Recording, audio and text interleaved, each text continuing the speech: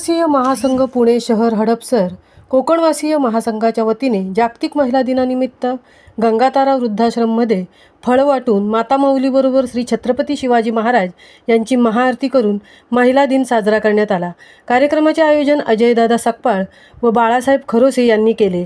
याप्रसंगी कोकणवासीय महासंघ पुणे शहर महिला अध्यक्षा राजश्रीताई शिर्के, शिवसेना उद्धव बाळासाहेब ठाकरे पक्षाचे महाड विधानसभा मतदारसंघ पुणेचे संपर्क प्रमुख अजयदादा सकपाळ, येरोडा विभाग कार्याध्यक्ष संजय शिर्के, पुणे शहर संघटिका वनिता खरोसे, हडपसर विभाग अध्यक्ष बाळासाहेब खरोसे, हडपसर महिला अध्यक्षा मनीषा खरात, प्रगती सकपाळ, निलेश पवार, प्रतीक सकपाळ, शुभम शिर्के, मंदा खरात, शीतल वरक, रिया परब, रेश्मा खरात, दीपाली खरोसे, काव्य परिवार आदी उपस्थित होते।